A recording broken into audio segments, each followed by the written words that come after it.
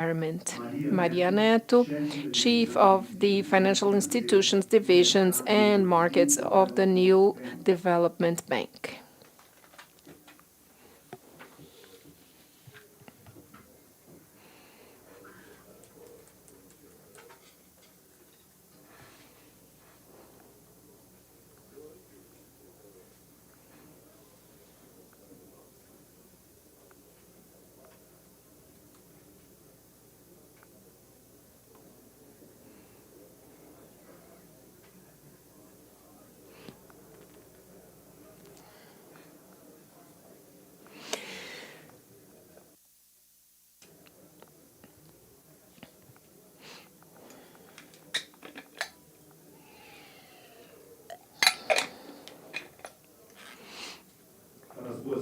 To welcome you all, we're going to hear the words of Josué Gomes da Silva, President of Fiesp. Good morning, everyone. I would like to welcome you to Fiesp and to greet the Governor Rodrigo Garcia. It's a joy and an honor to welcome you here, Governor. I'd like to greet Mr. Rémy Rioux, the President of AFD, French Development Agency, Sérgio Chudovkovsky, President of Desenvolve São Paulo, an agency that stands out as giving unconditional support, obviously authorized and encouraged by the Governor Rodrigo Garcia to a program that Fiesp launched a few months ago, which is called Jornada pela Digitalização, Digital Journey for SMEs in São Paulo. Together with SEBRAE, we are together in this project. It's free for companies that have up to 8 million reais revenue. Everything that's connected to consulting and training of people, training the collaborators of the company, and in what concerns capital investments, Desenvolve São Paulo has been a great partner to SENAI, SEBRAE, and Fiesp to develop financing lines that are compatible to the investment of capital that the small and micro companies are doing, with productivity gains by 30, 40, or 50%. Obviously, the spreads may be lower because the seal of approval of SENAI and SEBRAE and the follow-up of investment by SENAI and SEBRAE make Desenvolve São Paulo sure of the recovery of their financing. So this is being led by our team, and Luciano Coutinho, who has participated, that as the chairman of the SMEs at Fiesp. And I would like to thank you very much for the support and the way we have been welcomed by Desenvolve São Paulo and by the government of the state of São Paulo. I would like to greet Juan Notaro, the chairman of the Fomplata Development Bank, Secretary Isabela Teixeira, Chairman of SEBRAE, former Minister of the Environment, Maria Neto, Chief of the Financial Institutions and Markets of the New Development Bank, State Secretaries Felipe Saldo, Zenho Notifi, Júlio Serson, my dear friend, the Vice President of the Banco do Brasil, and Barreto, also working for Banco do Brasil, and all the members of the directors, boards, and all the other participants. It's a great joy for Fiesp to hold this event related to development banks. I believe the role of development banks and the development agencies and the growth of industry in Brazil were really significant. Unfortunately, lately, this role has been reduced. We're sad about it. BNDES dedicates more percentage of their asset portfolio to the agro industry than to the transformation industry. Today, 16% of the asset portfolio of BNDES is financing agro, which is a great sector in Brazil. We admire this sector, we applaud this sector, but only 11% is directed to the industry. We have a different vision, and Desenvolve São Paulo has a different vision. Oh, meu, tá bom.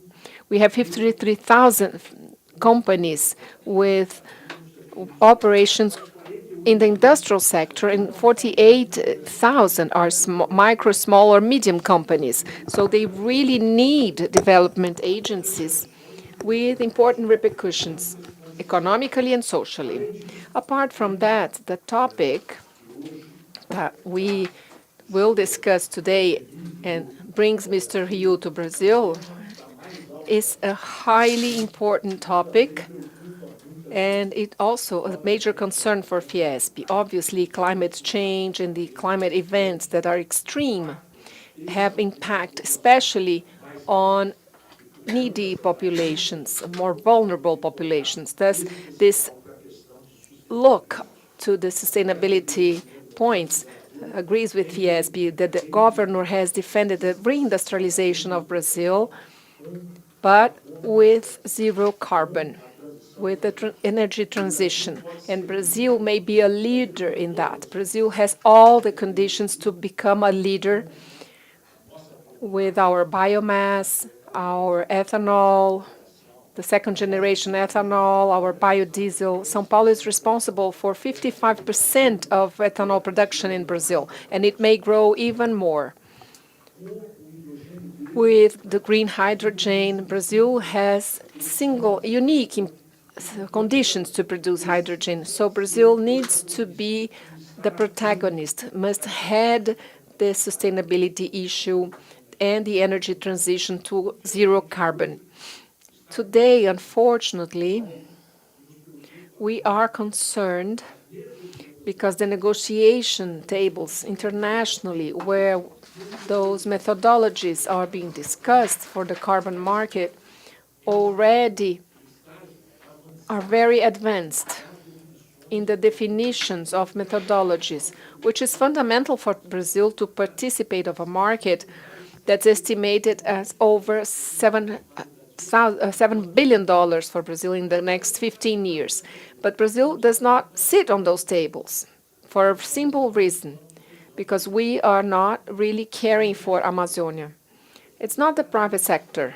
The private sector is recognized by every country in the world as the sector that's concerned with the environmental issues, sustainability issues, and for caring for the Amazon. But the illegal activities that are not being adequately fought in the Amazon have put Brazil away from the leadership role in sustainability, in the energy transition, and unfortunately, we're losing opportunities to be on those negotiation tables to define methodologies. And once those methodologies are defined, maybe if Brazil does not participate, Brazil will be away from a market that might represent resources of $75 billion in the coming years.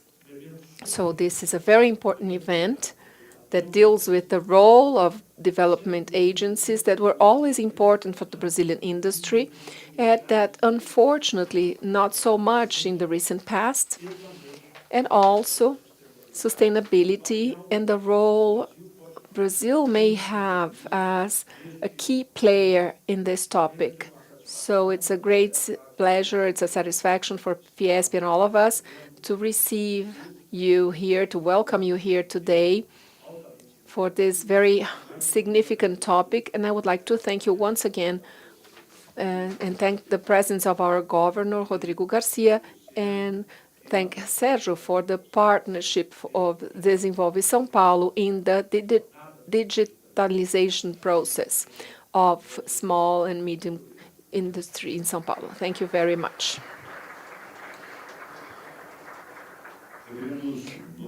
Now we're going to hear the new governor of the state of São Paulo, Rodrigo Garcia. Good morning, everyone. It's a great pleasure to return to the head of Fiesp as a governor. I thank you for the invitation, Josué Gomes da Silva, the chairman of Fiesp. Now, if I'm the new governor of São Paulo, he's the new president of Fiesp and CSP. I have been following up part of our work team represented by Felipe Salto, our new Secretary of Planning, and our Secretary Zaina Latif, the new Secretary of Economic Development, and also Júlio Sesson, the older Secretary of International Relations. And my presence and their presence here show the effort of the government of São Paulo to hear the industry from São Paulo so we can find ways to face the challenges ahead of us, which are not small. That's why the government is here open to dialogue, to mediation, so we may define together the future of the industry of São Paulo. I thank you, Rémy Rioux, the chairman of the French Agency of Development. I would like to welcome him to our state of São Paulo, to our country. I thank you, Sérgio Guzmão. I changed his surname because I cannot pronounce his surname. So Sérgio Guzmão, the president of Desenvolve São Paulo. He is from the state of São Paulo, very well known, but he has his roots in the state of Minas Gerais, where he presided the local development bank when we invited him to be the chairman of the development bank here. So he has accumulated his experience there and the coordination he has conducted in the agencies of development in all the country as he presides this area. So I would like to thank you and welcome Isabela Teixeira, the board of the International Relations Center, and Luciano Coutinho, the chairman of the board of the micro, small, and medium industry in São Paulo. The big ones will take care of themselves, and I would like to thank Juan Notario, the president of the Development Bank Plata, and also Maria Neta, the chief of the division of financial institutions of NDB. Our friends from the Banco do Brasil, Barretos, and the vice president of the wholesale business, and all industrials and entrepreneurs who are here today. First of all, I thank you for the invitation, Josué. This is a very important moment to discuss sustainable development. I have the honor and the responsibility to manage the state today that really respects the environment, that has developed in the sustainable point of view. And a great secret of success in Brazil is the respect to sustainability, and the proof is here. We have advanced in 2022 after COVID in a record of private investment in our state.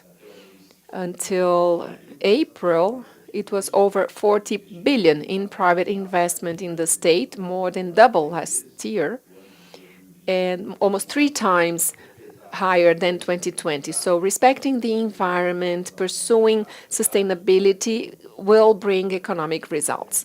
This is a great example we have in Brazil. Apart from that, other efforts that the government has made in the last couple of years.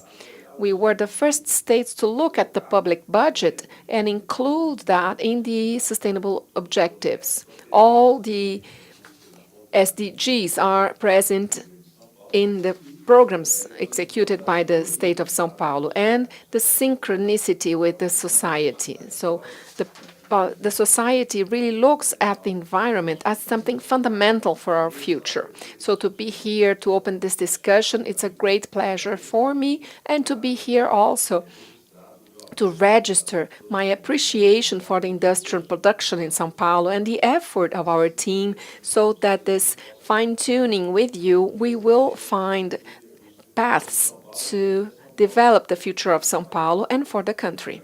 So it's brief. I'm going to the extreme east of the city to inaugurate the best service in São Paulo, which is called Poupa Tempo, Save Time. But I just wanted to really open the doors of the government, since the qualification of the professionals in Senai and the tax areas and strategic developments for São Paulo. We are here to fine-tune with you so we think together about the future of the industry in São Paulo and to know what the government can do in this period so the industry will continue to develop.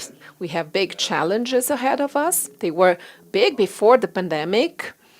The world is out of place, out of the known place in the last decades.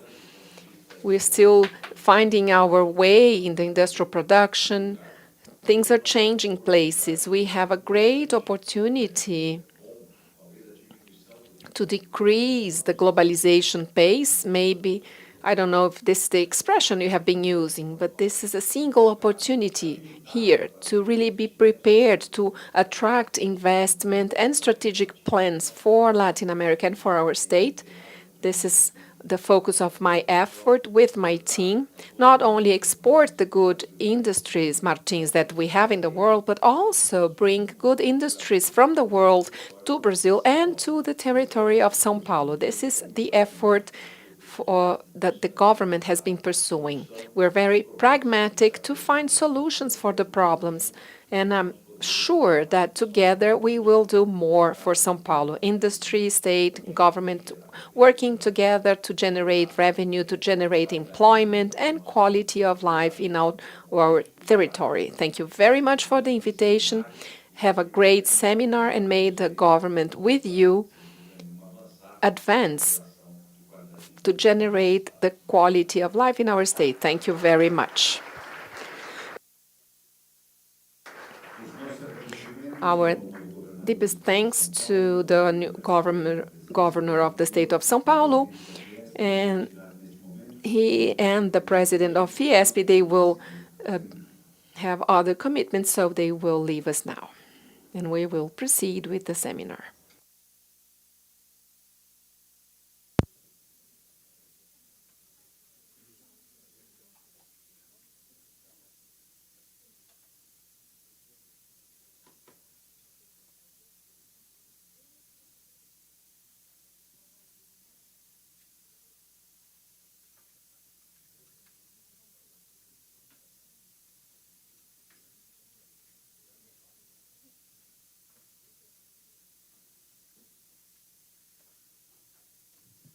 To continue with our work within the seminar, the role of the development banks in the sustainability agenda, we will hear now the Magna speech, the role of development to implement the Agenda 2030.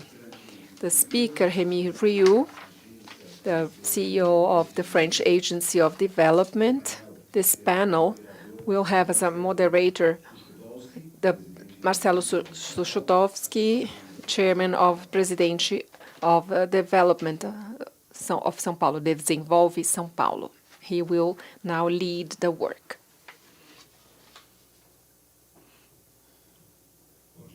Good morning, everyone. It's a great satisfaction to be here to welcome in the House of Industry, the House of Development in São Paulo, the House of Movan Figueiredo, Horácio Laffer, Roberto Simonsen, and so many others, a house that welcomed me in the beginning of my career. So I feel especially happy to be here sharing this panel that's so relevant with great partners, with colleagues from the government, and having our chairman, Josué Gomes da Silva, and our new governor of the state of São Paulo, Rodrigo Garcia.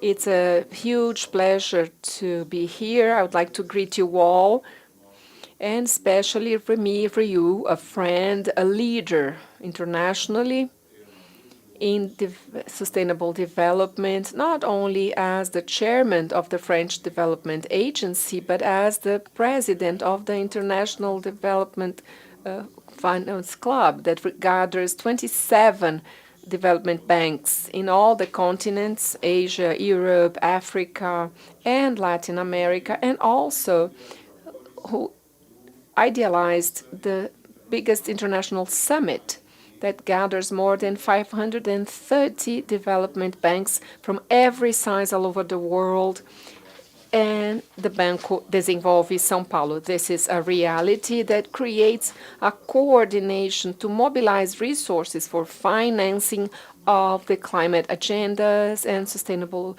development, so that we can coordinate efforts and share responsibilities and also knowledge, technical knowledge, to implement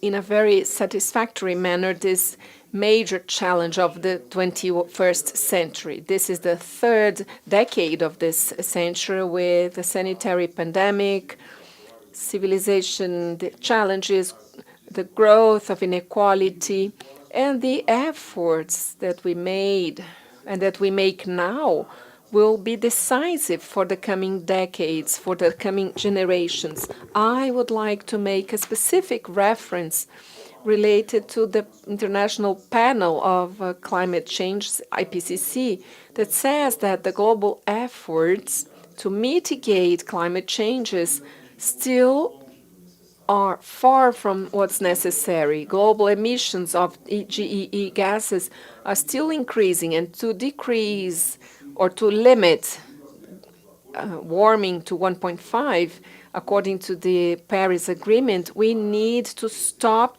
growing in 2025 to avoid a climate trajectory that might be catastrophic.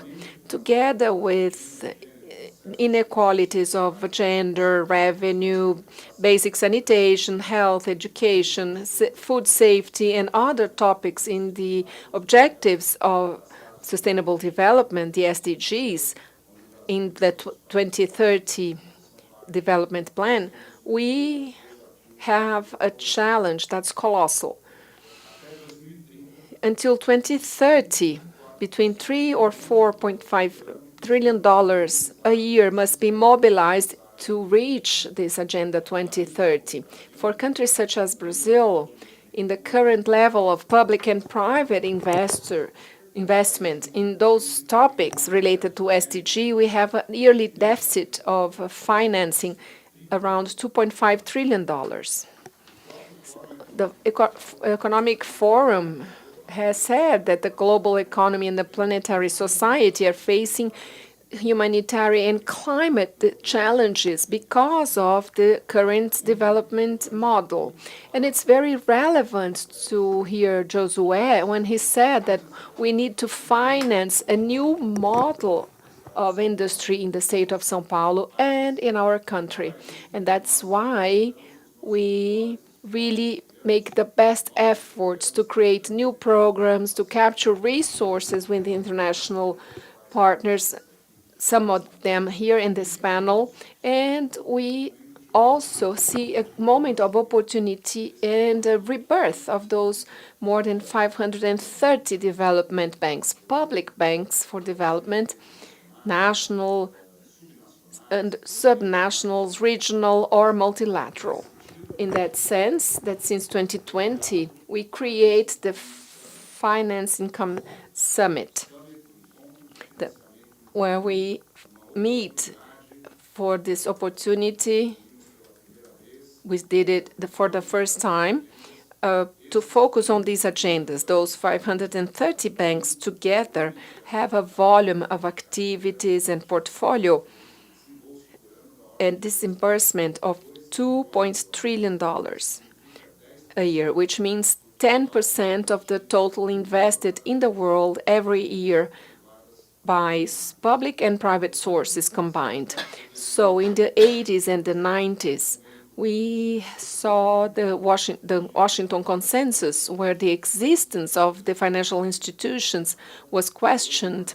Today, we see a great support and a calling for those institutions to really meet the needs of the present without compromising the possibilities of future generations, as it's established in the international agreement of financing development of the UN. So our public mandates, our roles, especially in the pandemic, so all the public banks, even Banco do Brasil, that's a member of our Brazilian Association of Development, I had the honor to preside that bank for the last 3 years, is that with this visible hand, we'll mobilize and direct public and private financing by co-financing or the structuring of projects, many times with the financial instruments, so we can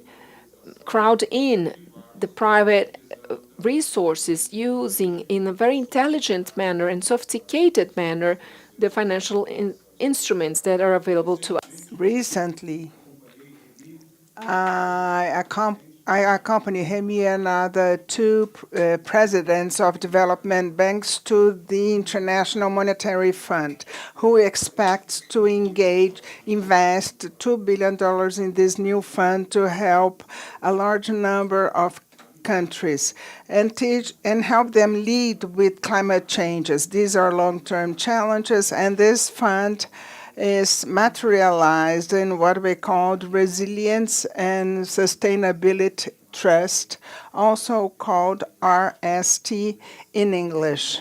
In the same line, we have the international effort, the fair energy transition that shows the importance of gradual movement towards low carbon energy for a greener future in energy, with targets to be reached in terms of net carbon emissions on net zero, which is also a commitment of the state of São Paulo that was assumed during COP26. The development banks plays a central role in this engagement of resources, and also not only financial resources, but also technical resources to structure projects with municipalities, states, and national projects for a sustainable infrastructure.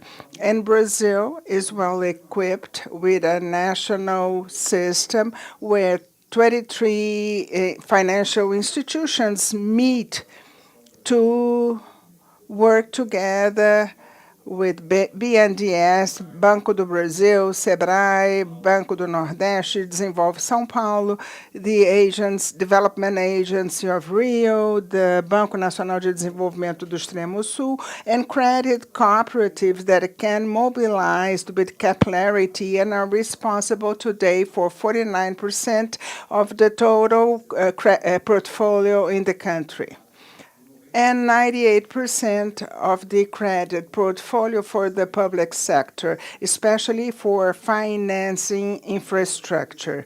In this sense, we have prepared a sustainable development plan 2030, a document that we had already handed in to our governor and the Fiesp presidents in a debate that took place 1 month ago.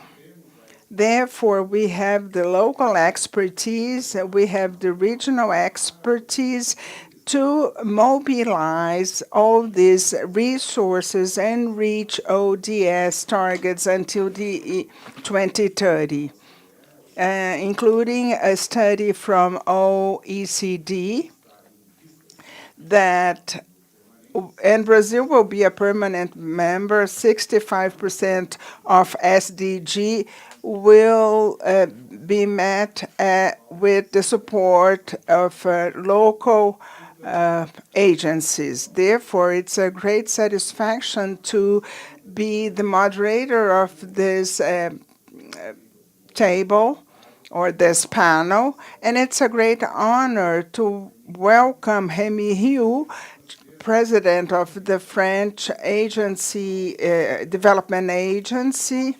He has direct contact with Macron, and he's here to share his experience with us. Rémy, please take the floor. The floor is yours, and you can start your presentation. Thank you very much. Muito obrigado, Sérgio.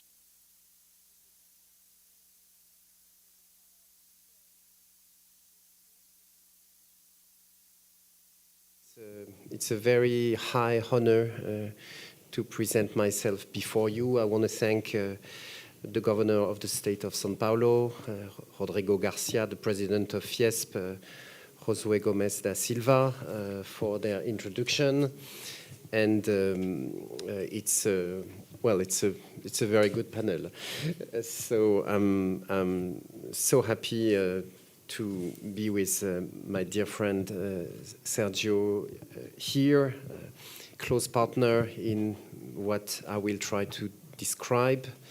We were, yes, in New York and Washington, I don't know, 2-3 weeks ago, to make that offer to Amina Mohamed at the UN level, to Kristalina Georgieva at the IMF, to colleagues at the World Bank to support multilateralism and give multilateral institutions a deeper reach in all constituencies worldwide. And on this panel, of course, I want to have a special respect and tribute to Luciano Coutinho.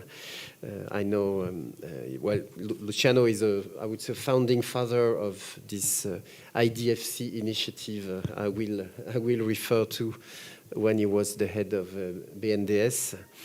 And of course, also a special thank to Minister Isabella Teixeira for being here. I was in charge of the finance track in 2015 during the negotiation of the Paris Agreement. And of course, you were absolutely crucial for the success of the agreement. And you're also a founding mother of SDGs themselves, which is what, with other colleagues here, we will try to explore, because it's still mysterious somehow, 7 years afterwards. To introduce and of course also to present myself and AFD, the institution I'm heading for 6 years now, I will try maybe to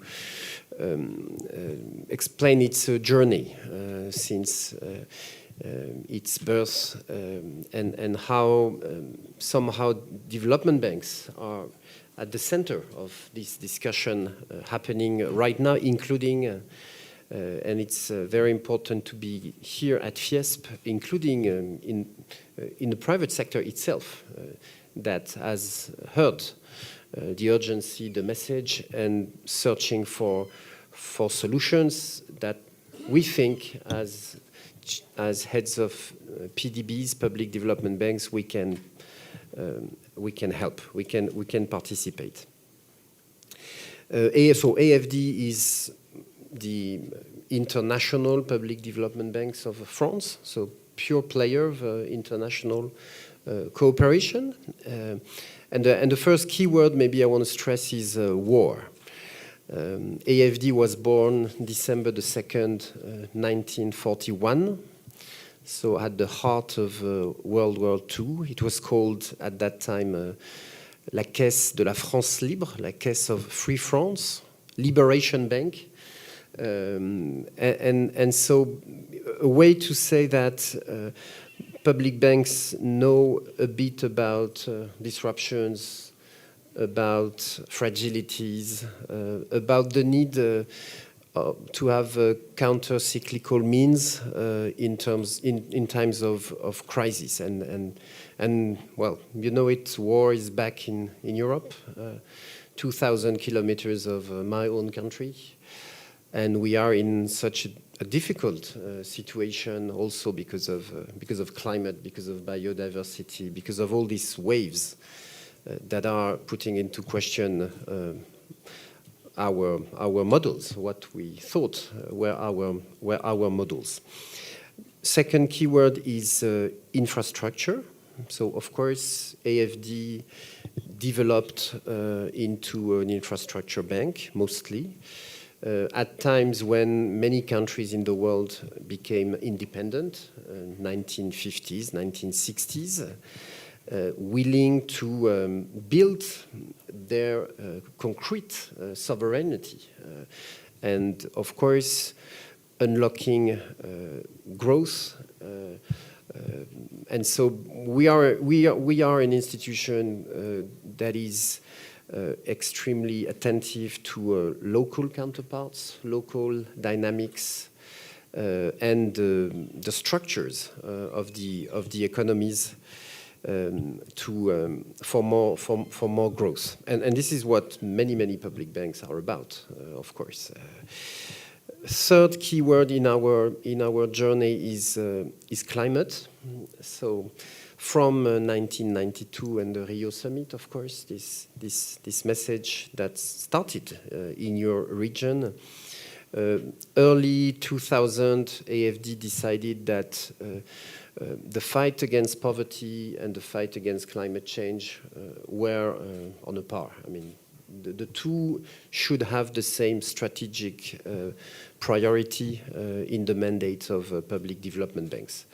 It was very innovative somehow, because as you know, the main driver for public banks is poverty, which I respect, but we had the intuition that both dimensions were so closely linked, intertwined, which is something that we have discovered over time, including in France. You remember this yellow jacket movement a few years ago that started with a carbon taxation, but that revealed a lot of inequalities and people willing for more, asking for more justice in the way public policies are designed. But the point is, the experience of financing the fight against climate change has accumulated in public development banks for about 2 decades.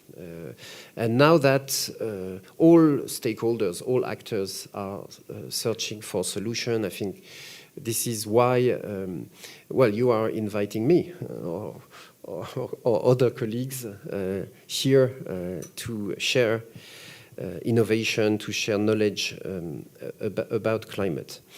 And of course, I come to our discussion this morning. The fourth keyword I wanted to stress is SDG, Sustainable Development Goals, meaning so that revolution that started in 2015, which is completely transforming our business, the way we think about our role, which I can sum up in mixing environmental and social. So this is we started from climate, but we are adding social dimensions to each and every project we are accompanying, including here in Brazil. SDGs are about consistency between the international agenda and national transformation. So it's mostly a national agenda. Universal, of course, because France has to accomplish SDGs, as well as Brazil, as well as Indonesia, as well as Burkina Faso. I mean, it's we're coming from different starting points, of course, but for the first time ever, we have common goals. It's also an agenda, I would say, of modesty, because it's a way to phrase that we don't know exactly how to do it. We know a bit about, there's a lot of technologies around, but we all know they are not sufficient. And we have an urgent need to innovate more and to share innovations between all regions in the world. So within AFD, this agenda started with procedures. So we have an SDG filter internally rating all the projects. And I know that private banks are also developing that kind of tools. We met with colleagues from JP Morgan during our visit, and they have they are developing the same tool somehow. I mean, a very simple filter to see the quality and assess the quality of the projects they are financing. Of course, AFD is pushing very hard for climate and SDG bonds, so mobilizing the markets. More than 50% of AFD funding has that quality, climate or SDG, and we certainly plan that, I don't know, 2, 3, 4 years from now, 100% of AFD funding should be SDG aligned, meaning we will not put a set of projects in front of the bond that we issue, but we will put before the market the institution as a whole. And that's probably a way to have a benefit out of it, because we should be rewarded for the quality of what we are originating. And maybe last element on the way we heard loud and clear this SDG message is it's not a merger. That was my proposal, but it's an alliance between AFD, so the International Public Development Bank of France, and Caisse des Dépôts et Consignations, which is our BNDES, our domestic public development bank, probably one of the oldest in the world, 1816, after Napoleon Wars, to protect French citizens' savings from the government, and that is at the heart, 1.3 trillion US dollar balance sheet right now. And which is at the heart of our experience, I mean, our fabric. And so the idea was, because of SDGs, to have the domestic and the international capacities working together. And this is the way I present myself before you today. I mean, I can explain the French experience. No lessons, but long history, a lot of also action right now. And liaising with your own. So AFD now is about 3,500 staff, 1,000 projects financed each year, 12 billion euro financing, including here, active in 130 countries, and with the whole set of instruments to be best partner with all colleagues, institutions willing to turn to sustainability and to increase the ambition. So mostly loans, because we are a bank. We believe in lending and in creating value, of course, but also about 20% of what we're doing are grants, so which are most helpful sometimes to accelerate, but also investments, guarantees, research, training, capacity building. The idea is really to be agnostic in terms of instrument, just to identify the best combination to answer the demand. And of course, our position is, I would say, we're a pure player of friendship. So the idea is to find twins, to find allies that share the same objective. So that's for AFD. My second point is, and certainly listening to colleagues, you will better understand that this message from 2015 resonates very strongly in the community of public development banks. This is a world that has been for too long highly fragmented between the multilateral development banks, the regional development banks, the national development banks, the subnational development banks, each with different realms, different capacities, different mandates. And for the first time, of course, we have this common mandate, this common goal, and it makes the discussion between all of us that was already present, but structure now at a global level.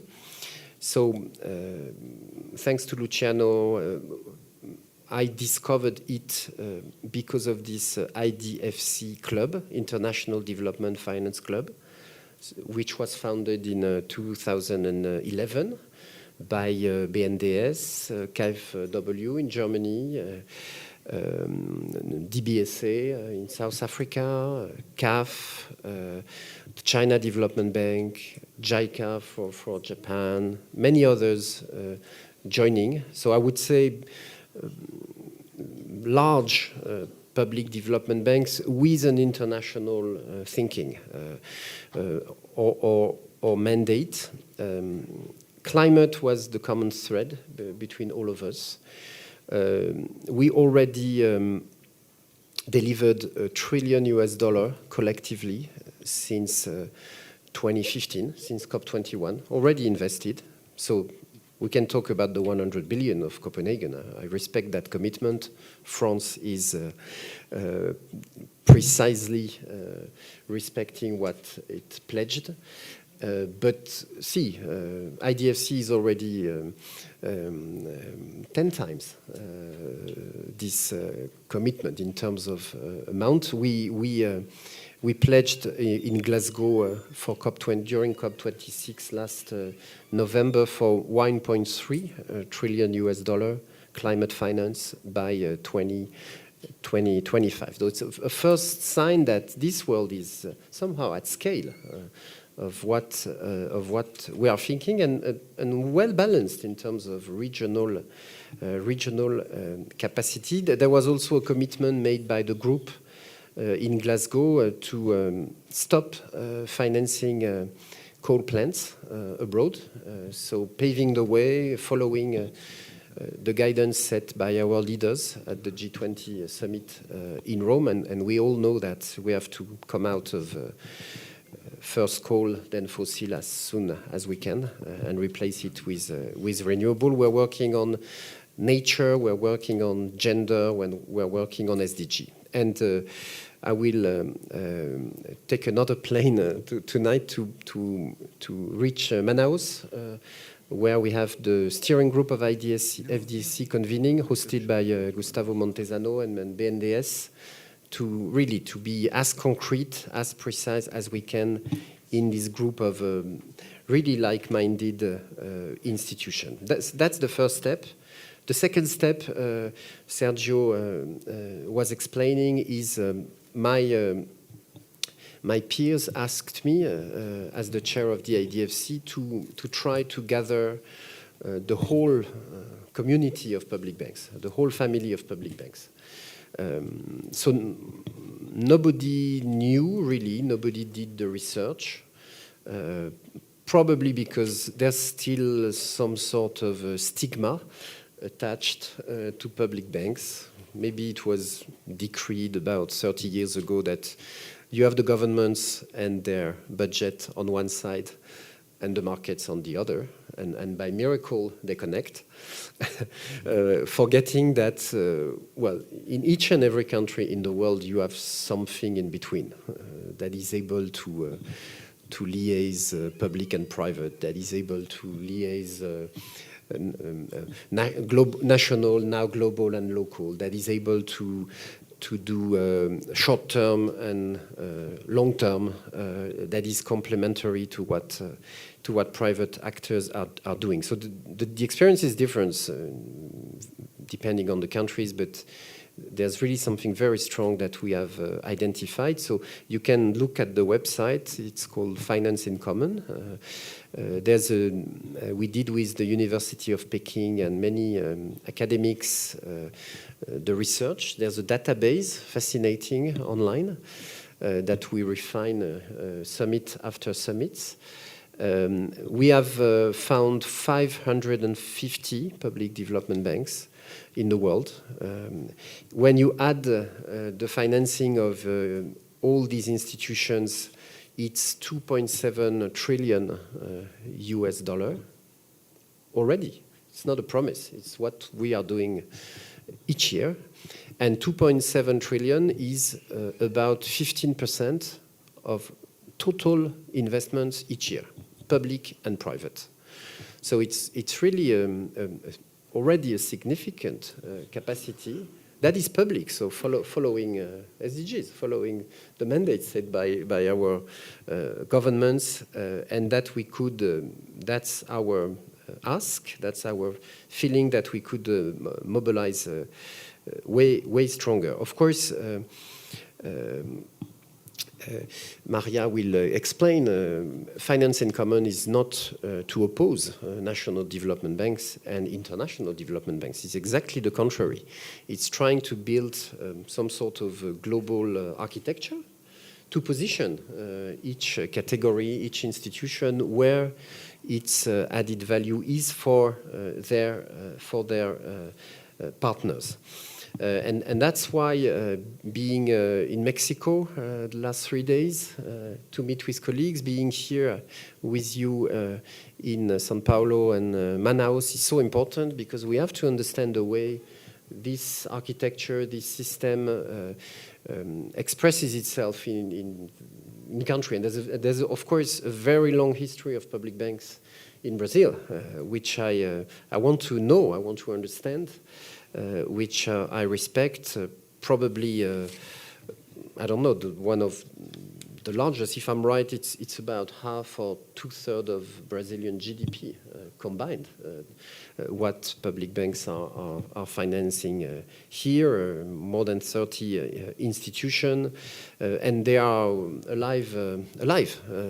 And I heard President da Silva saying that he wants more of public banks because of what we are facing, which is extremely interesting to hear from the private sector.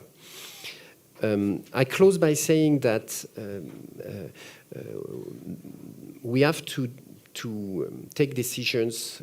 We have to. We're asking governments, we're asking partners to help us do more.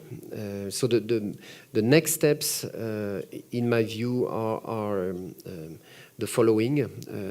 The first one is we need stronger and clearer mandates. So we're here to discuss climate and SDGs, but most of the public banks do not have an explicit mandate to finance SDGs and Paris.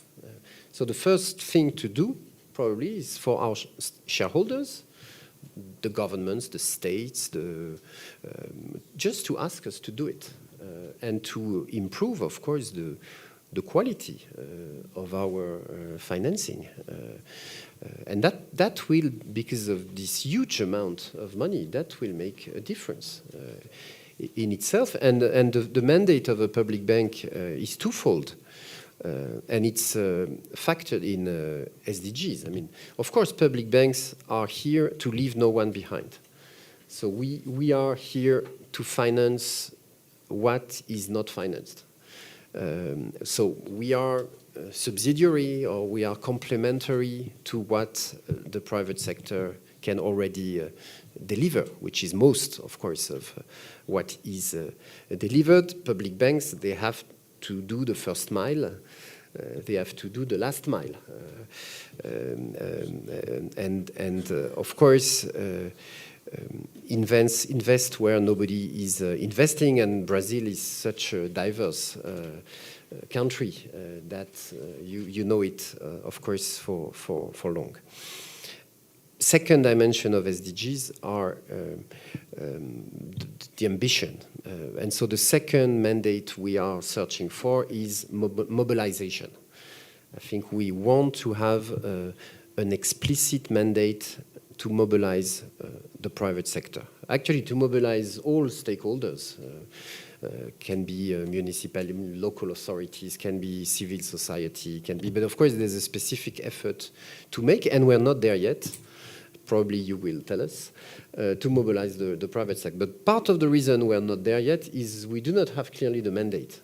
I mean, the mandate with KPIs, objectives, instruments, and the day this mandate will be set, then we will play our full role of, I would say, accelerators, platforms of consistency with the private sector. Could be by increasing our balance sheet, because of course we are issuing bonds. It's a way to mobilize private finance. Public banks by themselves are instruments to mobilize private sector.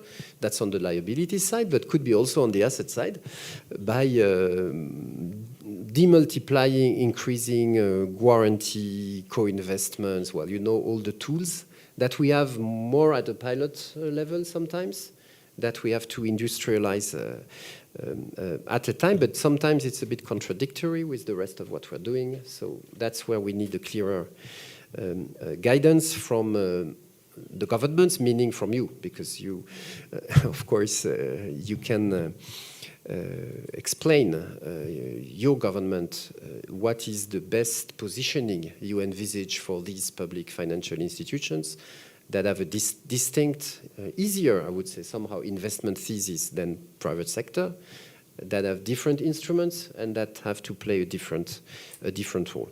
I want to highlight the special role of what we call DFIs, Development Finance Institutions. This is a subgroup between public development banks that are specialized in the financing of the private sector, mostly abroad. So you know about IDB Invest, especially, close partner of us. You know about IFC and of course, their counterparts in the country. Within AFD group, we have a subsidiary, Philippe Serre is here, called Proparco, that is in this group financing directly the private sector. And of course, and this is my last point, at a time we want to play a role in the transformation of the financial system as a whole. Remember, it was phrased in the Paris Agreement itself. So there are three objectives in the fight against climate change: mitigation, adaptation, and the transformation of the financial system. So it's in Article 2 of the Paris Agreement. So finance is not a means to an end. Finance and its transformation is an end in itself. That's what our leaders decided. And that's what is progressively happening in the financial sector. But we know we have to speed up, and we have to do it at a larger scale.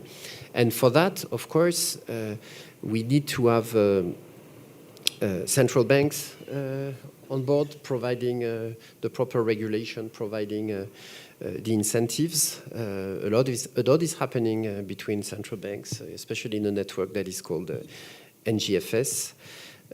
We need public banks, and we need private finance. So there's a new alliance called the Global Financial Alliance for Net Zero that was born also in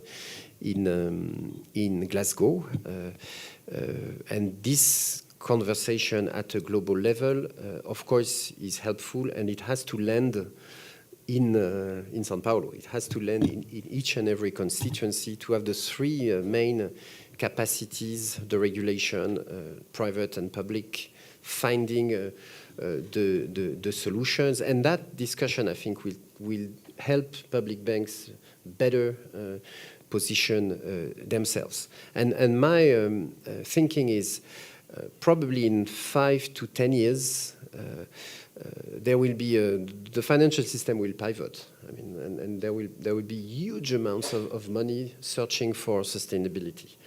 And the question is, are we ready for that? So President of Fiesp mentioned Article 6 of the Paris Agreement and the carbon offsets. What does it mean for you here in Brazil? Are we ready? And are the public development banks in Brazil ready to originate way more quality projects and come out of that deadlock that there's no projects, there's no financing that we are hearing for decades? So we need to invent somehow the investment banking in the global south, and the investment banking of sustainability, which will come from many private banks, of course. But that has, as in the past, that probably has to be initiated by public banks, because they are banks, because they know how they can share it then with private colleagues. The question of methodology is extremely important. There are about 200 methodologies around right now on what it means to be sustainable. So please, let's try to have only a few of them to qualify investments that are aligned with SDGs. Well, a lot to say, but I stop here. Obrigado, Rémy. Obrigado pelas palavras e palestra magna. Então, para enriquecer pouco mais a nossa... So So to enrich our conversation, I would like to give the floor to the speakers here, to the panel members, starting by our former minister, Isabella Teixeira, a former board member of the International Relations Center and member of the UN, and also a member of the board. Good morning, Sergio. Good morning, everyone. I would like to greet Rémy, and not only in the past, but I hope for the future. And I would like to greet all of you here in the person of Luciano Coutinho. I was hearing your statements attentively about the challenges we face, and I was tempted to go back to the past, but I won't do it. We must discuss the future challenges, and especially the role of Brazil. And Brazil has strategic importance in this agenda because it's a global development agenda, and Brazil has alternatives for solutions to face the global problems with local and subnational benefits. It's one of the few countries in the world that has alternatives in the point of view internally and strategic development interests and cooperation. So this is a country that has a lot to offer the world in terms of solutions and to benefit from that, because as it's been said by our speaker, Brazil must treat this agenda as a development agenda, and it is a development agenda. It's not an environmental agenda. The environmental debate that started 50 years ago in Stockholm is core. It's crucial to the world. So it's how to develop, if we don't understand that, to face inequalities, climate, and digital innovation, as it's the core of the 21st century, in a world that's really connected. Even if we're searching for self-sufficiency, some systems you cannot have international trade if it do not work in the global connectivity and competitiveness and capacity to deliver products and inputs, and Brazil is a key country in this equation. In my perspective, we are discussing development and in a context of a new international order, multipolar, which doesn't mean that multilateralism isn't part of the equation. That's the effort of the United Nations to reorganize the multilateral system. This is expressed in a document issued last year, which is called Our Common Agenda, and the efforts of transition that are made today to work with innovative governance systems that will encompass not only the countries, but also the diversity of society players. Maybe this is a second aspect, according to what Rémy said. The number of obligations and co-responsibilities transcend what we defined in Paris in 2015 or in Rio +20. And then the adoption in 2015 of the agenda for 2030. I participated of all the panels. So I'm guilty, I'm responsible for this strategic vision that the country has to contribute to this multilateral action. Brazil was always a key player. In that context, I call the attention to the perspective. No, we have new grown-ups in the room, new adults. So do not minimize that, because when we talk about Greta's action in Sweden as something smaller, no, she mobilizes markets, she mobilizes consumption, she mobilizes positions of restrictions to Brazilian exports, even if she's mobilizing under wrong arguments. This is something we have to live with in this digital technological area where the information and data are available in a contradictory manner. in the Stockholm conference, 50 years later, after the first debate, is to deal strategically with data and environmental information, sharing information with the world using this asset of digital and technology, and getting closer to developing and emerging countries. This is a moment, if I may say so, of a conflict, a transition model and a transformation model. This is what we see. The politics of transition and transformation. This is what's happening in our international discussion. And obviously, the topics that the Agenda 2030 deals with are topics that show the conditions to have better quality of life and to have a society that's less vulnerable to climate changes or the triple crisis. Today, the crisis is not only climate, it's the loss of biodiversity and pollution. So an ambition for a healthier world will have a dialogue with well-being, equality, inclusion, and less vulnerability. And the private sector must be very attentive to what risks they're exposed to. The social uncertainty, hydric resources. So this equation must be looked at in the national perspective. And one of the drivers that pushes this debate are the consumption and production standards in the world and obviously the chain values. This is the focus. You can come here. I may be more informal. You can paint it in 50 tones of green. But we have the dollar green, which is central. And people are discussing that, the capital risk, the investment risk, the production risk, competitiveness. This is what's on the table. And the value chains. It's not only supply chains, they're value supply chains. Show the need to discuss efficiency of natural resources in all the productive sector.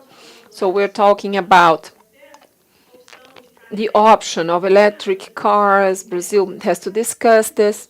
But before the electric car and the product, I have a whole supply chain of inputs where I must be efficient and competitive and use better the natural resources I have, because there are no resources in the world to handle 10 million people.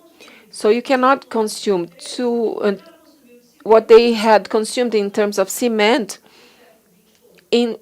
compared to what the U.S. consumed for 20 years, or the whole century, rather. So there is a matter of resilience. This is scientific data. If you have the capacity to be competitive, when you have scarcity or waste as part of the equation, Brazil is abundant in natural resources. It's really diverse, and it has a relationship to environmental issues in the past and not contemporary. Maybe those are the challenges Brazil has to define. We must define the interest in the agenda, in the sustainability and climate agenda, based on the contemporary vision, realigning, and not to be a fierce leader like in the 90s. It should be a leader of the future. The Brazilian decisions will have an impact in the world and will impact the South America, Latin America. The international cooperation agenda from Brazil in this area is very important for hegemony of the America, for the interest not only in North-South, the relationship with Europe, but East and West. The world changes, and Brazil should have ambitions in the area of food safety, not only in relation to Mercosur and the European Union, but Mercosur and with the other side of the world. This is strategic vision to demand what we want in the short term and what we want to build. You react to short-term situations and how you want to contribute in the medium and long term. So to talk about 2015 as something unattainable, it's not there, but it's coming. It's next door. No, I'm not fake. I'm original from Minas Gerais, 50% of my DNA. So the people from Minas say there, and you think it's far, but it's not. It's very close. 2050 is very close. And don't mislead yourself. In 92, I was a child beginning my career negotiating climate as if the future was something unattainable. If you had a grandchild today, they will live up to 2100. You are discussing the future of your family, not something unattainable. And this debate should be made not only on the based on the interests that align governments and societies. The interest, commercial interest to share technology, employment generation should have a vision broader in relation to society and the environment, because you cannot deepen what we have today. So it's strategic in the agenda to understand the behavior of the new generations. What happens today, it's not delayed to 10 years. They are discussing today what they want, how they want to be part of it, and it's not something banal. I used to have an accessory for the youth, and with digital world, I work with them. The speed of choices on how they formulate their ideas. So to talk with these new generations, with these new players, give the entrepreneur gives the entrepreneur a powerful political power. The world goes beyond Miami. And it's important to understand that I have nothing against Miami. But indeed, the world, the challenge is on the other side of the world. If you go to Boao Forum, you know the size of the challenge. If you go to Davos, you have one dimension. If you go to Boao, you have a different dimension. So we need to understand how the agenda happens because it's central. Even despite ambiguities, the war, because Europe is bringing gas or want to have Germany with coal. There's a short-term reaction. The structuring that we have in terms of powers goes through the environment, and Europeans capture this as a strategic value. Brazil is a country that has a bad reaction. Brazil used to be a major player, and it's connected with its diplomats, but in the current environment, we don't have to react based in the past. We need to propose new paths. And Brazil, I believe in this. Brazil should explore the possibility of being neutral and working this neutrality, trying to build solutions in a polarized world. And Europeans are major allies, and the Asian countries and South American countries. And it's important. Brazil needs to have a common agenda with their neighbors. And we do not negotiate this in a constructive way. In this environmental area and climate area, we have a difficulty to make agreements in the Prata Basin or in the Amazon Basin. And Amazon is key to Brazil be a major player in the international community. Brazil is burning the Amazon and handing the Amazon to the crime. And it's strategic for the climate security of the planet. But it's important to have ambitions. 4.0 forest standing, but we need to work with 1.0 because the Amazonas do not have means to deploy and to give this technological leap. We need to arrange the house, and this goes through what to do with the free zone from Manaus. This is a strategic discussion, and how the Amazonia will connect with the contemporary Brazil, and how Brazil connects with this Amazonia contemporary. Amazonia puts Brazil in the world, and the current Amazonia takes Brazil from the world. Not because of deforestation, because we don't have a strategic contemporary view on how to promote sustainability in Amazonia and have a relationship with Pan-Amazonic countries. We don't have it. Otherwise, that's why we are completely dominated by the organized crime. It means for you who wants to invest in Amazonia, huge risk, vulnerability, lack of legal security. How can you make a business feasible? How your partners can feel committed to remain there for 30 years, betting solutions the world wants to finance, but you do not have the legal support that you need to put your family living there. This is a reality of our country. Even those who do not live in Amazonia, you should be very attentive to Amazonia. The climate issue presents lots of problems. Brazil have solutions, but we are in a world with an increase of temperature. We feel the impacts of this temperature increase in the planet. If I am a businesswoman, I don't have the talent for it, but I would be highly worried in financing the adaptation and reference, how to adapt to these conditions, not only mitigate them. São Paulo, I faced the water supply crisis. We faced the same crisis 5 years later, when the prior crisis was from 1954.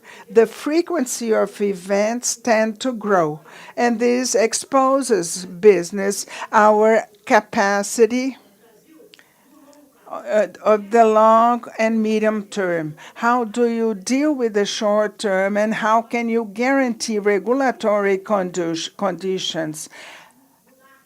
And we don't want to change rules every 4 years. Brazil needs to pave a road to guarantee the future.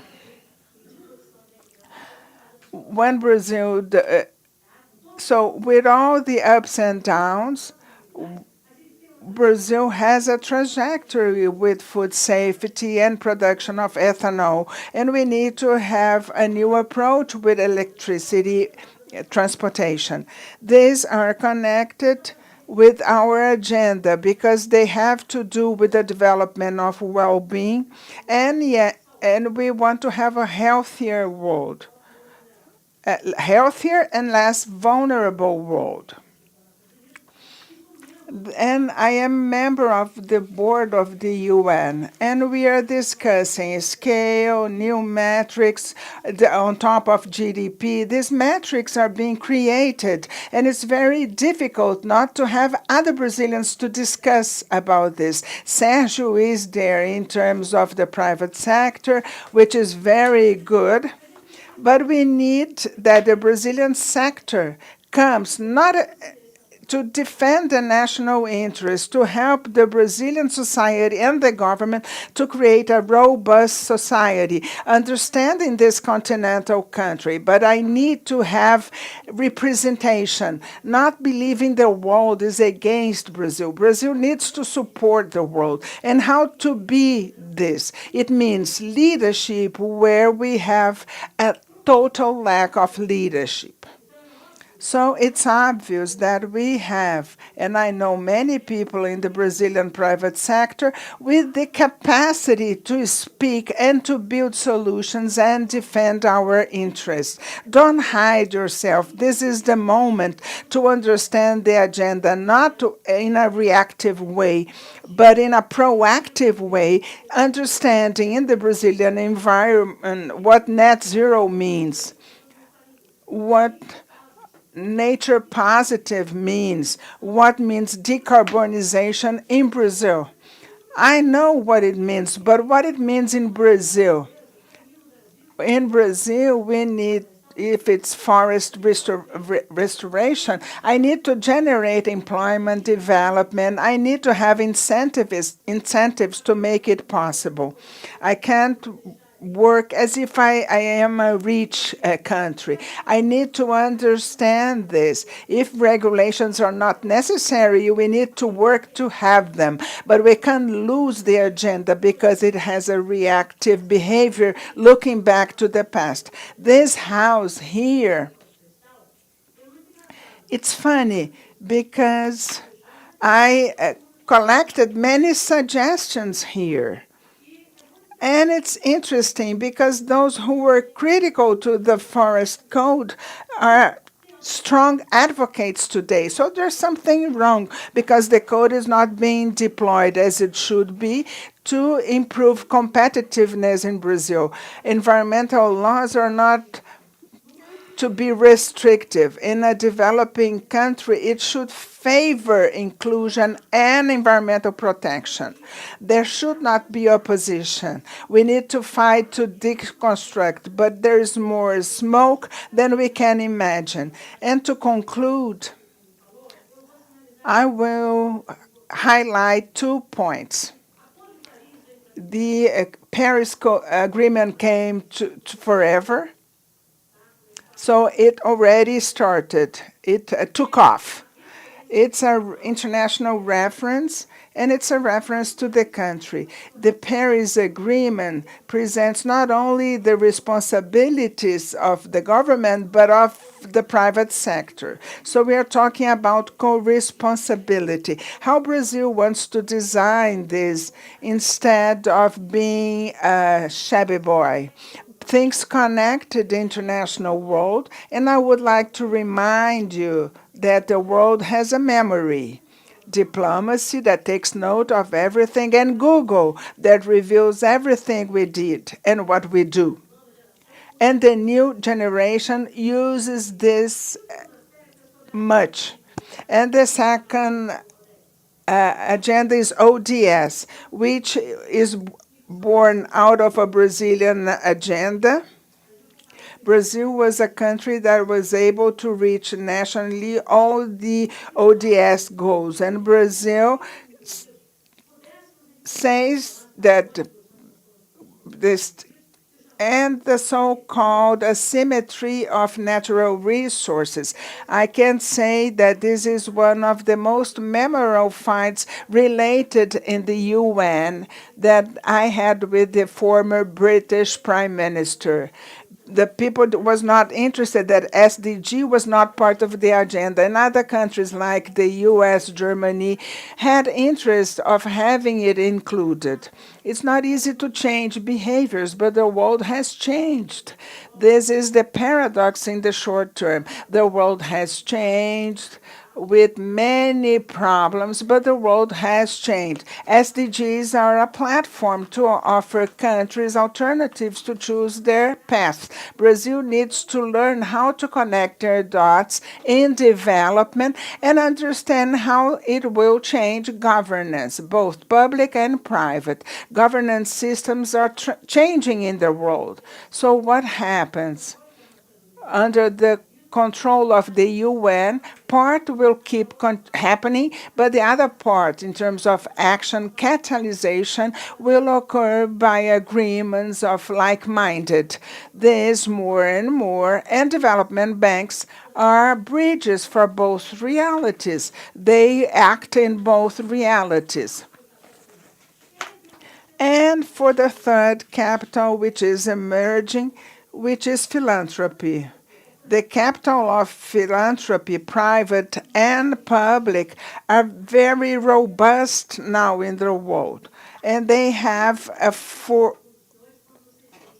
and you can feel when you see societies reacting against products in Brazil. Sometimes it's philanthropy sponsoring. And Brazil needs to learn how to speak about Brazil. I suggest that Brazil takes upon itself this agenda, not to create the fake green, but understanding our contradiction, and that Brazil show where it wants to go and to open to the world what we are doing. The rest, I will go back to what happened in 92 when Brazil was questioned in 88 and 89 about the destruction of the Amazonia. And the first questioning was the First Republic. President Sarney reacts against the internationalization of the Amazonia. He starts the program, and we have IBAMA. We have the first program called PEAL, and Brazil invites the UN for the Rio 92 in Brazil. We changed the world based on a decision. Brazil opened itself to the world, and we negotiated all the conventions, our interests, and Pronacop to finance the second part, and the program of depollution of the Guanabara Bay. Brazil did not hide itself. So Brazil is not a small country, a smaller country, but we need to affirm our magnitude as a country. That's how this institution should have an active role and be aligned with development banks, with promotion agencies, to develop the contemporary role of the country. So this people will show our value. We have the capacity to solve many problems, but we need to stop thinking that everything is wishful think. We need to have metrics based in reality, count step by step how to get there. Brazil showed this in the past, but from now on, he can bring the future to the present, and it goes through the leadership of Fiesp. And that's when I think Brazil should show its interest to the world. If you want to be part of other planet, we have competitiveness. Mars is very hot and has an oxygen, so we need to be competitive here.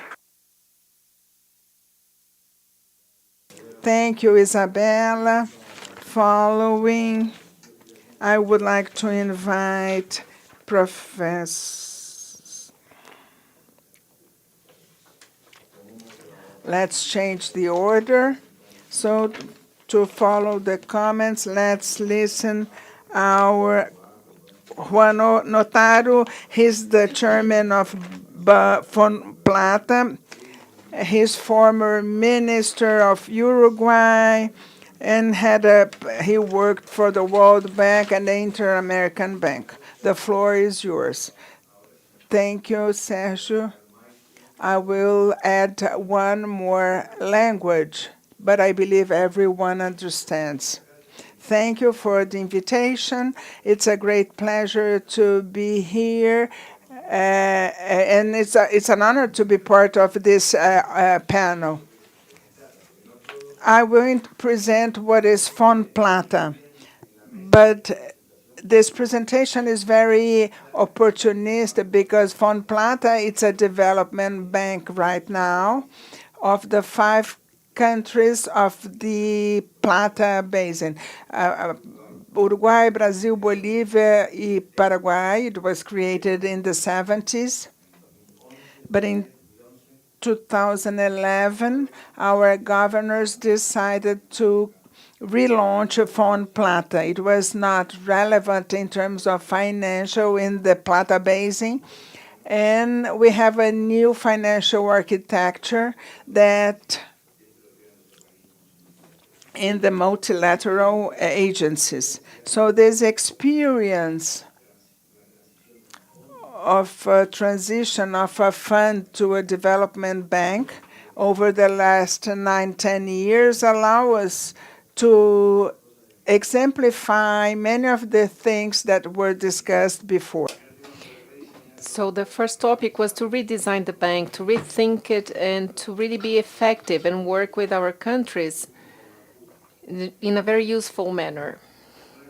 One of the first things that we defined with Fon Plata is what is its main objective. so we will not overlap other banks of development. That's why we elected, first of all, to work in segment with small projects or medium projects, 30, 35 million or $40 million or less, and to really focus the financing to zones or regions in the countries or sectors that did not receive so much international financing. And I refer to regions in the interior, in the frontiers, more vulnerable populations in states or provinces that had important investment, but there's always vulnerable groups that are not really served. So we will bring, they do not have infrastructure services enough. So those were the objectives of the Fomplata. And in that sense, we started to finance in our 5 countries. In 2015, we're talking about the impact of COP21. There are other topics, other challenges, and we started to see more what was the operation of the multilaterals, especially in the climate change, but also environmental issues, biodiversity, and as we have seen today in the beginning of the presentations by the governor and the president of Fiesp, those most affected are those most vulnerable, and with those we try to work with. So our strategy, our institutional strategy that originally did not contemplate all those aspects has been enriched and it's been renewed and updated with very specific guidelines to work with the SDGs and the alliance with the Paris Agreement. So the result of that is that we reached with important financing to all those countries. And I think that in the last couple of years, we measured specifically each project in relation to the SDGs. So we have 17, we have financing for 16 projects. Oh, the only one we have not worked with is what's related to oceans, but 29% of our projects are related to number 19, industry, innovation, and infrastructure. 33% is related to sustainable communities, and 24% works on the SDG to reduce inequality. Apart from that topic, we have gone deeper in the agreements. And in the last year, we advanced in the sustainable rules. This is an instrument to really access markets and resources specifically guided to what might be green categories or social categories defining those projects. Today, 90% of those projects are in those areas and particularly interest us to really enjoy this market and help this market. Today, it's a very interesting marketing in world level, because when we talk about that, we really focus on those objectives and measure them to know that the resources effectively are guided to projects that have green finality, green objectives or social objectives. So this mark was defined with the assistance of the Crédit Agricole, which is a bank working more in that topic. We also have a specific qualification with Sustainalytics. It's like a calculator for environmental issues. So this will guarantee to the investors that the resources I put in this case will be really guided to the objectives and projects that have a social impact or a green impact. So I believe that some years ago, we all were a bit afraid to incorporate environmental topics in the discussions in our projects because we needed infrastructure, we needed to improve logistics. This topic might be more dear to you and more expensive to invest in projects that might mitigate or improve the conditions or the impact of climate change. We have advanced a lot in our countries, in the dialogue we have between our countries, the dialogue we have with many of the municipalities, who are the major clients we have in Brazil. And really, it's surprising the awareness. I think most of the major municipalities are aware of that, and they have rules to deal with those aspects and to contribute to improve the investment. We see now a very different time. Obviously, there's a lot to do still, of course, a lot to advance. But the restlessness and the demands of the populations are going towards that direction. Just to mention a few of the latest projects we did in Brazil, specifically, we have 7 or 8 in last year, in Dayatuba, Sorocaba, Criciúma, Blumenau, Brusque, Hortolândia, Cascavel, Santa Catarina, Paraná, São Paulo. All of those projects have something related to potable water, to erosion control in the rivers, micro drainage, sanitation. So there's a concern of the population and of the politicians to really meet those demands. And the complementary topics as well, mobility, recovery of recreational areas, urban parks that are sustainable, everything leads to a better quality of life for the inhabitants of those cities. They are small cities in the context of Brazil. So, in that sense, an institution such as ours, with a volume that's not as big as your volume of investment, really applies those concepts in a very direct manner. And the last point I would like to mention is the importance of many of the actions that have been conducted recently to coordinate the multilateral agencies' works. This enables us to have a direct discussion, but also share our concerns.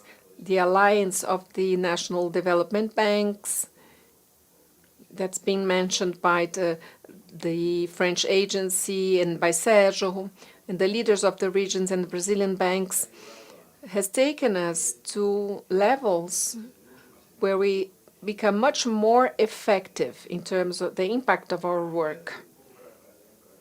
Just to wrap up, as a Bank of Mercosur, because this is a Bank of Mercosur, because 5 of our members are members of the Mercosur, the leadership of the countries must be mentioned.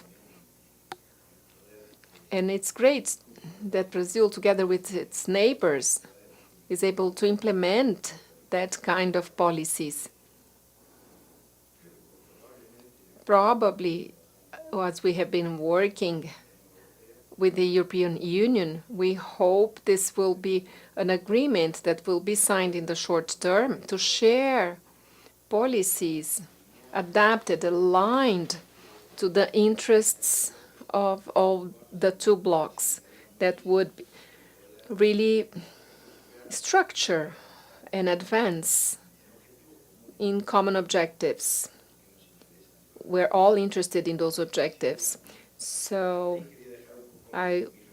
these are my reflections, my thoughts, and I would like to thank you once again for your participation. Thank you very much.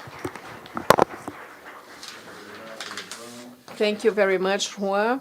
Now we give the floor to Maria Neto, the chief of the financial institutions of NDB in Shanghai, and also of long work in the BID and in the United Nations. Maria, the floor is yours. And thank you very much. I'd like to thank you for the opportunity to be here and for Fiesp to invite us to be in such a distinct panel with people I do admire and who have conducted a great work in terms of sustainability and the role of the financial institutions and development.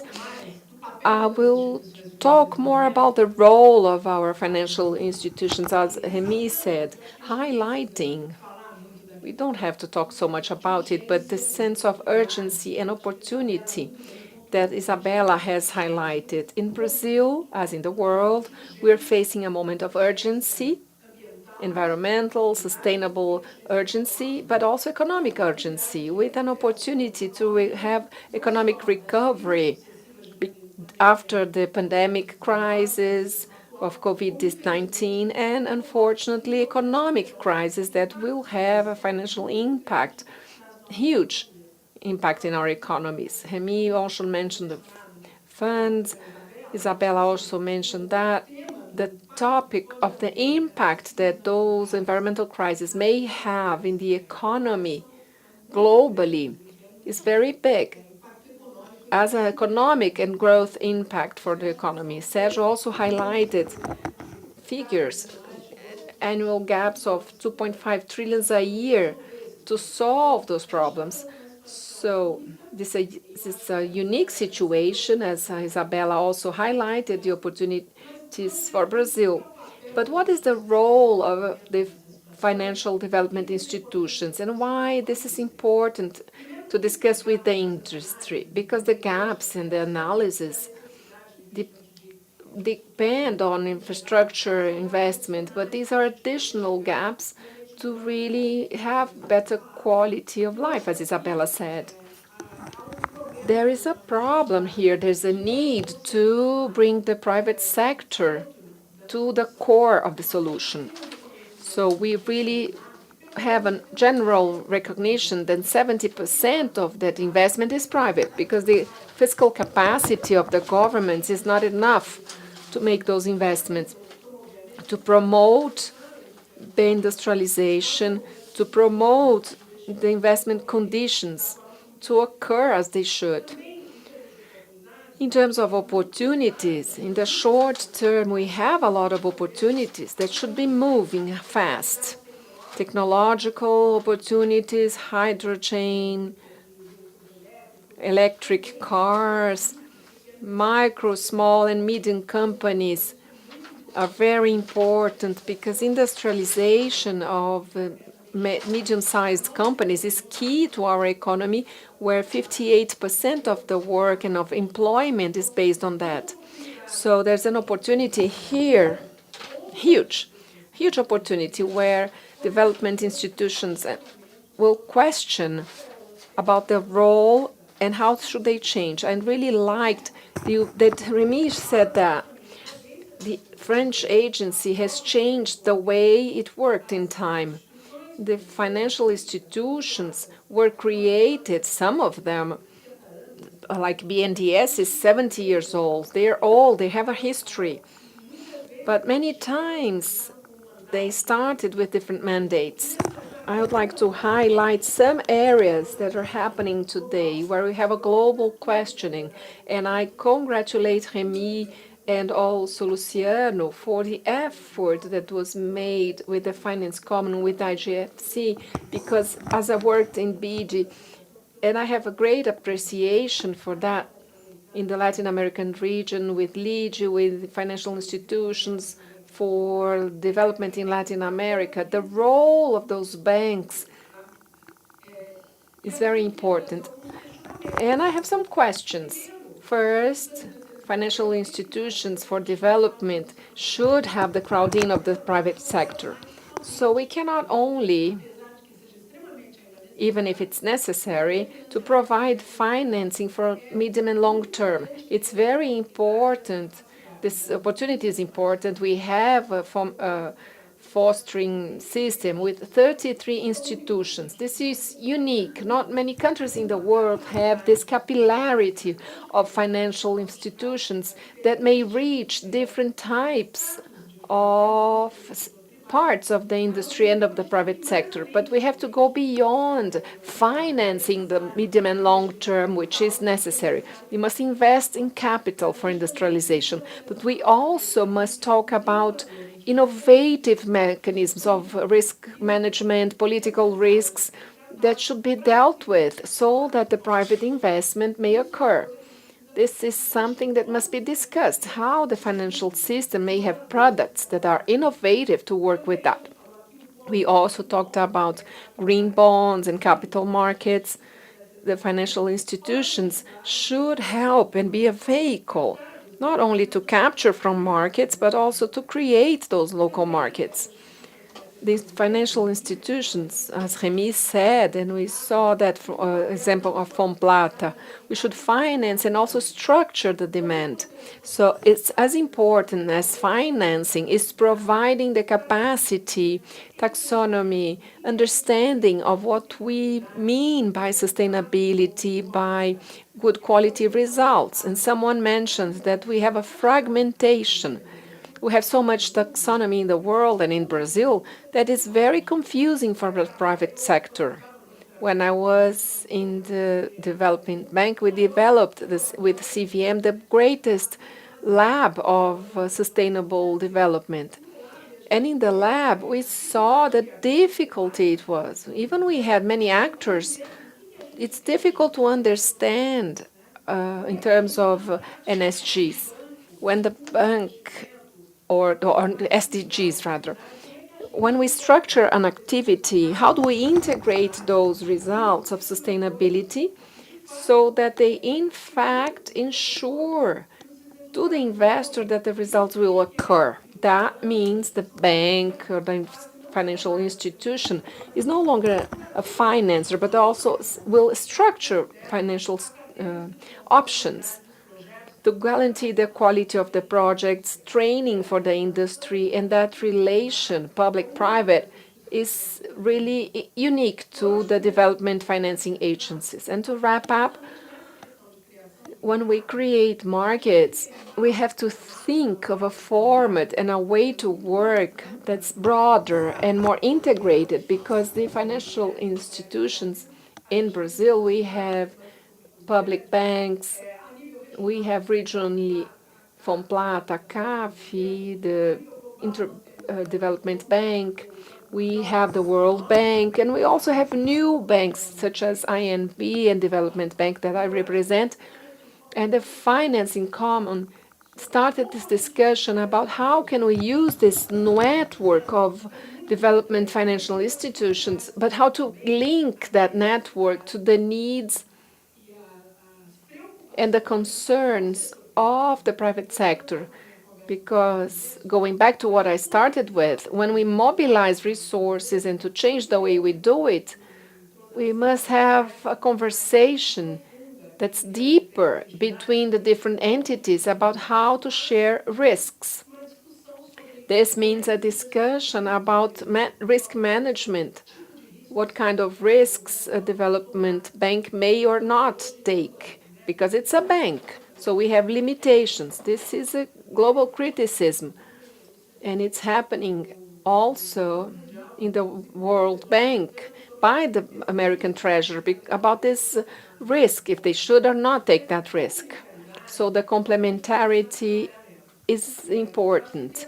We should work on that. There's a need to leverage investment for medium and long term, Of course, liquidity exists, but do we have liquidity to deal with the 2.5 trillion in capital investment? That's the point. How do we work together to bring the private sector together?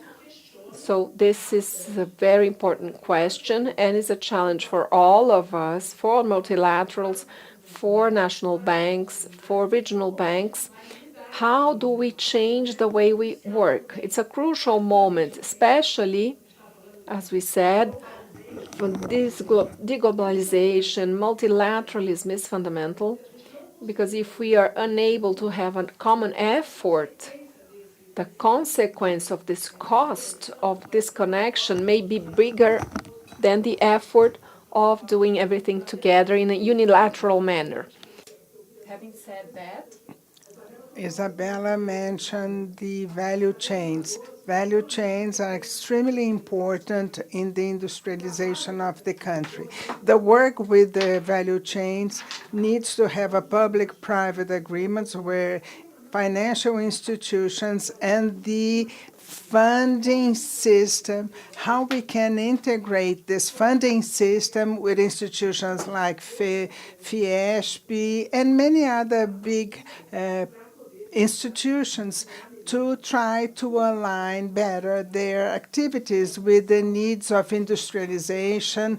That, again, it's a great opportunity we have right now, but it's an opportunity that we need to grasp immediately so we can potentialize it. Brazil in environmental point of view. I was there with Sergio, with all the donors about climate change in the world. Brazil, highlighting what Isabella said, has lots to offer. But to offer, we need to be well structured. We need to have a proposition where the environment, sustainability talk with each other. We need to have a common agenda where the role of the funding agencies are an innovative role, and we need to take them out of the comfort zone. Thank you very much. Thank you, Maria. So to close and wrap up our event, I would like to invite Professor Luciano Coutinho, who is the CEO of the Council of the Small, Medium, and Micro Company. I would like to thank the opportunity for taking part in this panel, and I would like to welcome Professor Dr. Rémy. It's a great pleasure to meet you. Sergio, make huge praises about your work and your figure, especially in leading the AFD. It's a great pleasure to meet again Isabella Teixeira. We were partners. I was a very discreet partner because at BNDES, I was the representative of the environment in Brazil. We worked closely in several discussions along my period there.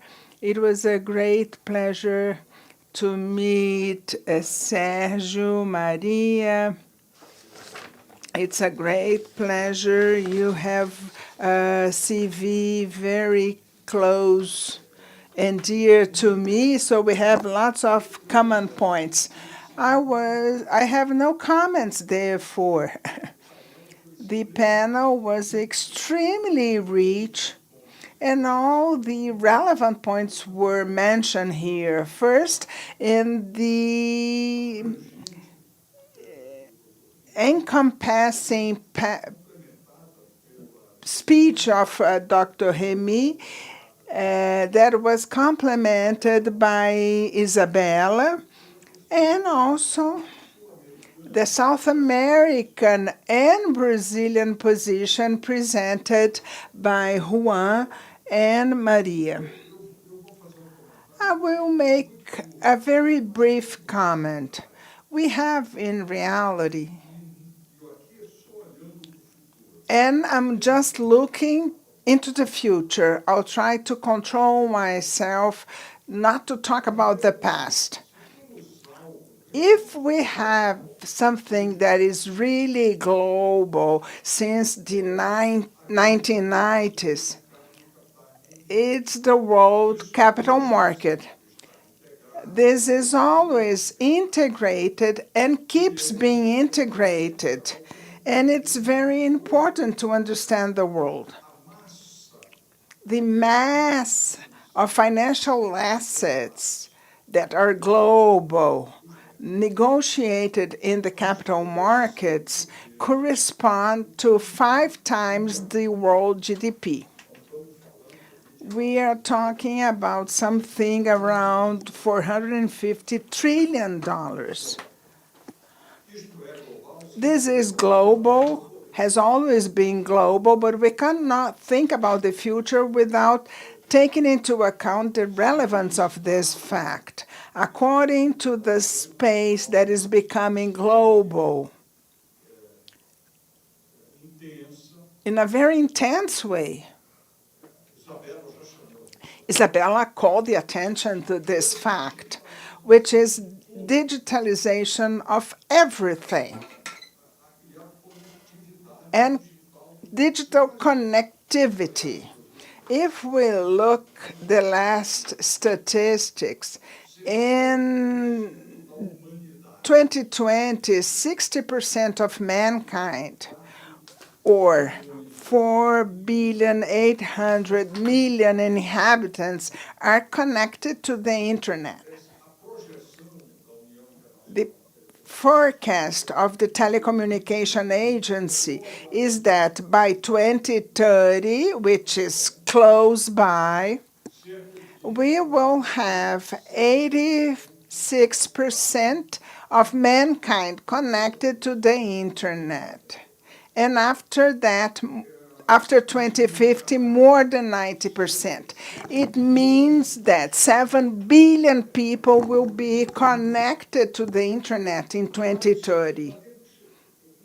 But we need to understand the following. It's not the internet that we have today, which is very fast. We'll have 5G, which will make it faster and faster and more efficient. But it's a connection that will create something new, which is the possibility of the development of artificial intelligence with the knowledge computers have of natural language. This will allow you to speak in Portuguese with your peer in Java or Indonesia, and your voice will be synthesized, and you will speak Javanese and will talk with him as if you were talking here in Brazil. I'm saying this about 90% of mankind. These are not states or institutions that will be talking among themselves. People will talk among themselves. It means that the world society will change, will become more and more a global society. In this sense, everything that was said here, I couldn't agree more with Isabella. We need to take this into account. It means a change of mindset, of understanding, a change of culture, and also cultural conflicts, because this social globalization is doomed to happen. The third phenomenon or new space is climate change. We have 1 degree more. We are moving toward 1.5 degree more because we are doing nothing to change this.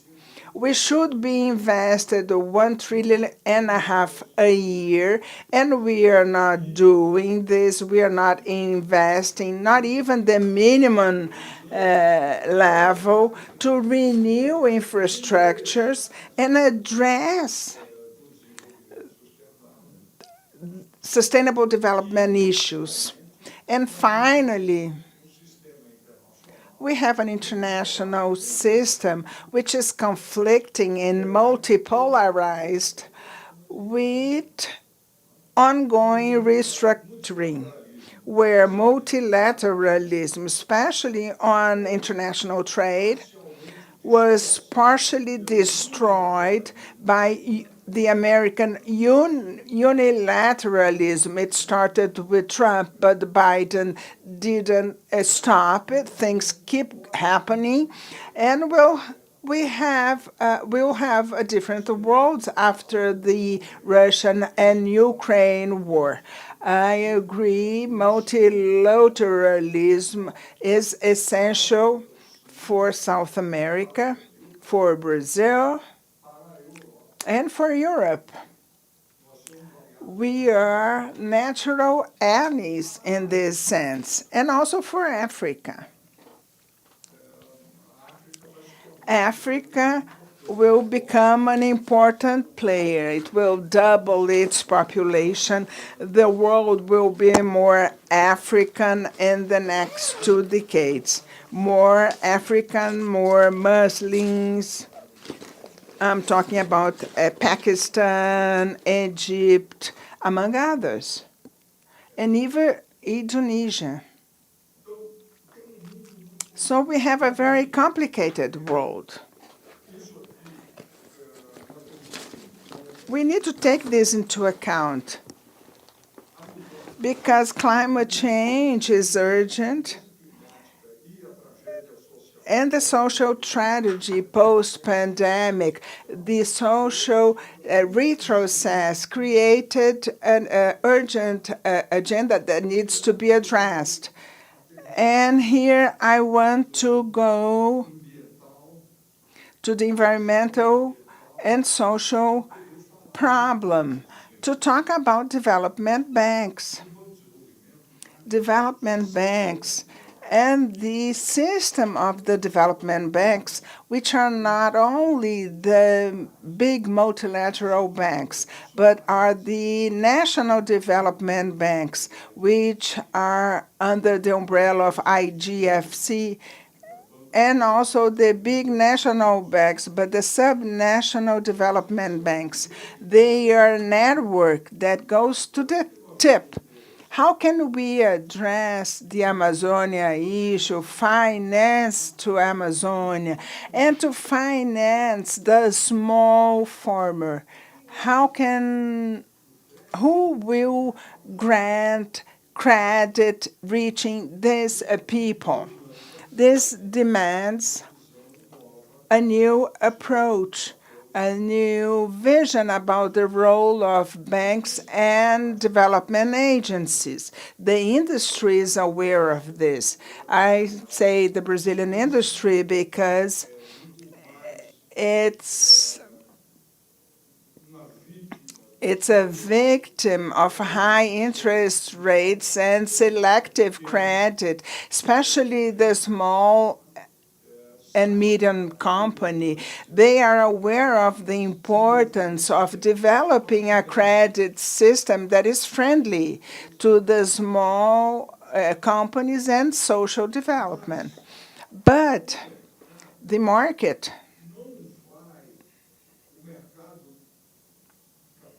the capital market, the financial market is moving at a high speed towards sustainability. Green bonds are growing, are becoming more and more relevant, but not at the right speed. So it's very important to create incentives, tax treatments that lead or promotes the development of a financial market, a world capital market that is integrated, whose dimension or basis sustainability can grow in a more encompassing way to allow partnerships between this market and the public sector and the development bank system. The connection between the market and development banks. It depends, however, of a very important thing, which is a fast development of a new world carbon credit market and methane credit market that can certify in a reliable way the authenticity of these credits, and that through market mechanisms. And it won't be able to create a carbon credit market with liquidity and attractiveness without the state and a backing regulation or a regulation to support them. This is the substance that we need to create for this junction to happen. And it's a huge challenge for the future. Well, I would like to talk about the environmental agenda of the industry, specifically. The industry needs to do its role. And I'm moving towards an area which is out of my scope. I'm the CEO of the small company board. But we need to decarbonize the industrial processes. The Brazilian industrial matrix uses thermal processes based on coal and oil. We need to change this for sustainable sources. The chemical industry, the steel industry, the cement, the metal industry, the oil and gas, ceramic industry, just to mention the most intensive in thermal sources. And we have here a new possibility, which is the green hydrogen, but it's more solar energy and wind energy.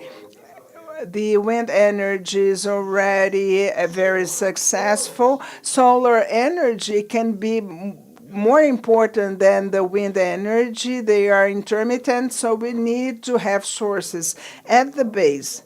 So we are facing a huge challenge, and the industry is key to supply equipment and process for renewable energies. So this is a challenge that we are facing, and there is also the urban challenge.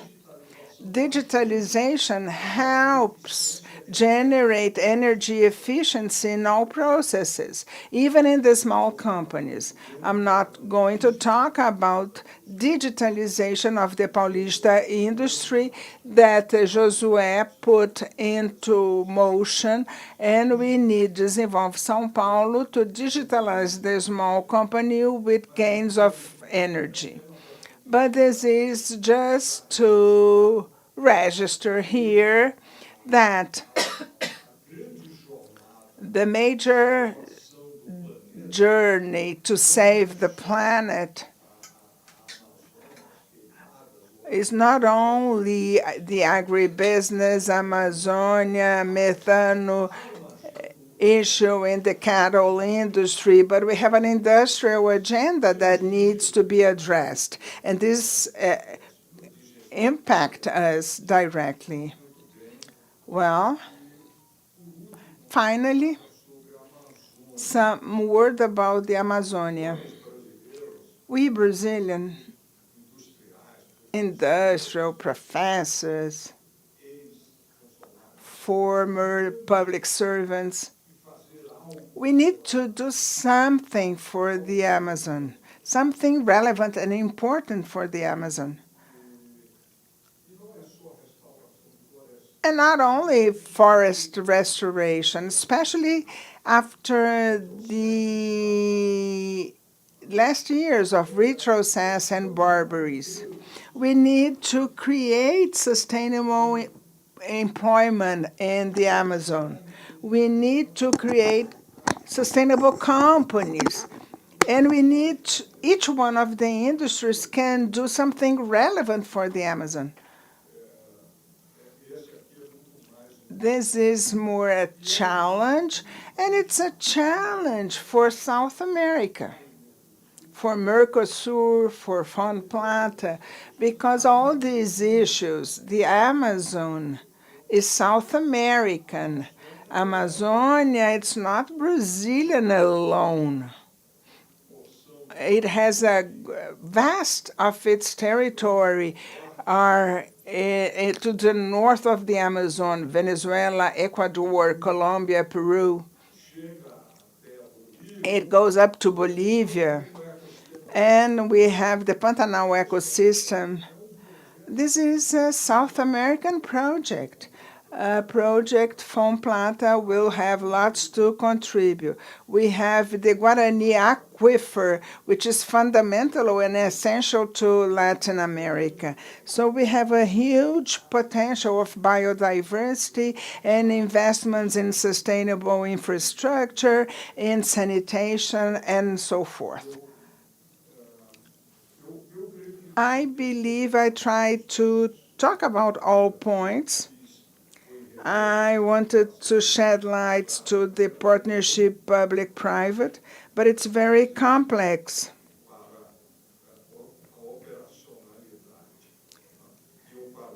And I will stop here. This is a panel that evokes planetary challenges, very relevant challenges that may seem a bit romantic, but we are talking about perspectives that will impact our children and grandchildren. We are talking about a tangible future that we need to rethink, reshape, and São Paulo and the industry of São Paulo need to be in the forefront of this. Sergio, I hand it over to you. Well, then the President of Desenvolve SP, Sushodowski, will present a sustainable plan 2030 to Mr. Rémy Rioux, CEO of IFT.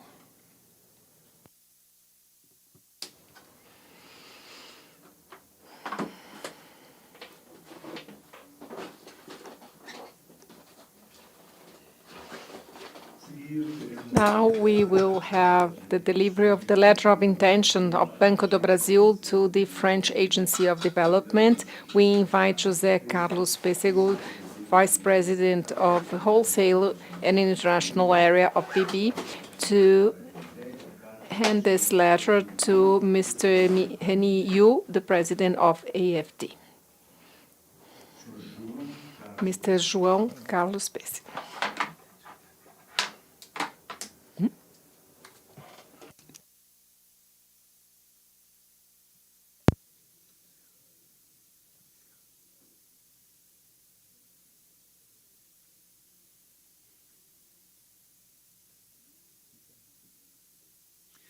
Senhoras e senhores, Ladies and gentlemen, on behalf of the Fiesp, once again, we thank you very much for your presence and we wish you a great evening.